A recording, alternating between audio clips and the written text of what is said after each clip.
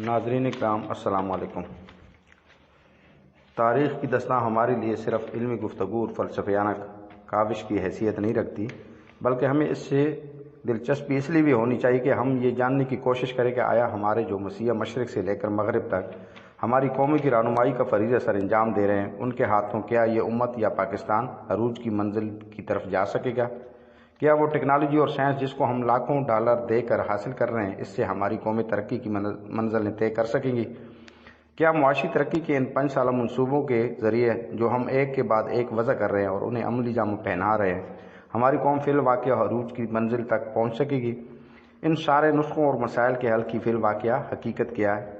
چنانچہ ہمارے لیے اس سوال کی اہمیت صرف علمی اور فلسفیانہ ہی نہیں ہے، بلکہ بڑی عملی ہے۔ یہ سوال اس لیے بھی ضروری ہے کہ ہم غور کریں اور جانیں کہ اس کا کیا جواب دیتے ہیں، اور اس کے پاس ان مسائل کا حل اور امت و ملت کے عروج و سربلندی کا راستہ کون سا ہے؟ کتاب الہی کے مطابق قوموں کا عروج و زوال نہ مادی قوتوں پر منحصر ہے، نہ سائنس و ٹیکنالوجی کا اس میں عمل دخل ہے، اور نہ علمی ترقیوں پر ہی اس کا انحصار ہے۔ یہ خالصتاً اخلاقی اور معنوی اقدار کے اوپر منحصر ہے۔ یہ انسان کے اخلاقی کسب اعمال کا نتیجہ، جس کے نتیجے میں قومیں عروج یا زوال کی طرف جاتی ہیں۔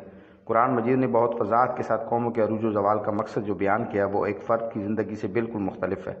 فرد اس بات پر مجبور ہے کہ وہ موت کی طرف جائے، اور اس میں اس کی اخلاقی زندگی کا کوئی عمل دخل نہیں ہے۔ اگر کوئی صالح ہوگا اس کو بھی موت آئے گی، اور اگر کوئی فاسق ہوگا تو اس کو بھی موت کا سامنا کرنا پڑے گا۔ لیکن قوموں کا معاملہ ایسا نہیں ہے۔ قومیں لازماً موت سے ہمکنار نہیں ہوتی، ان کی موت اس لیے واقع ہوتی ہے کہ وہ اپنے نفس کے اوپر ظلم کرتی ہیں۔ حالانکہ فرد کی موت کا تعلق اس کے اپنے نفس پر ظلم کے ساتھ نہیں ہوتا، وہ اپنی فطری موت پر مرتا ہے۔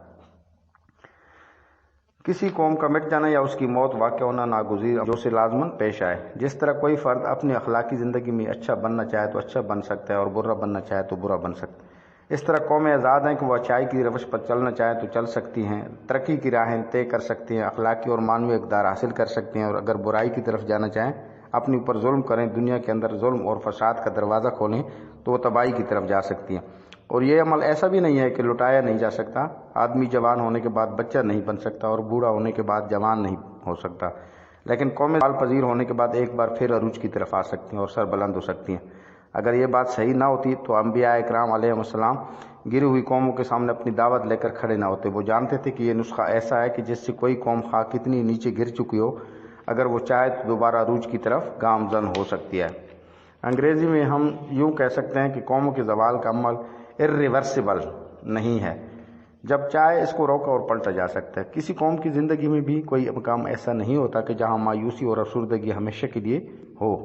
جب بھی کوئی قوم چاہے اپنے آپ کو اوپر اٹھا سکتی ہے۔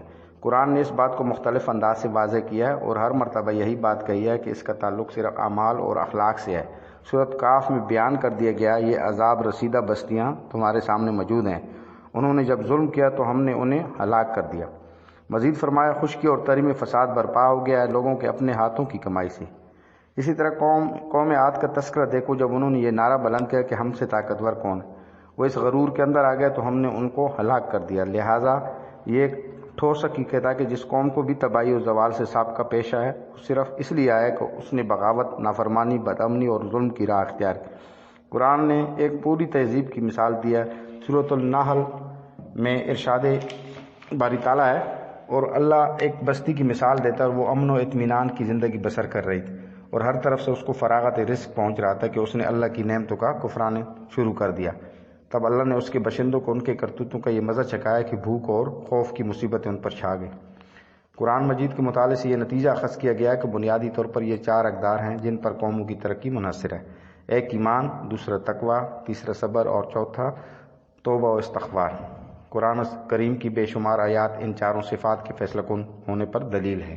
اب سوال یہ پیدا ہوتا ہے کہ ایمان، تقوی، صبر اور استغفار کے اندر وہ کیا راز ہے جس کی وجہ سے قومی ترقی کی شاہراہ پر آگے بڑھ سکتی ہیں؟ لہٰذا بے حسی کا لبادہ اتار کر اس راز کو جاننے کی کوشش کیجیے۔ یقیناً کامیابی ہی کامیابی ہے۔ وما علینا الا البلاغ۔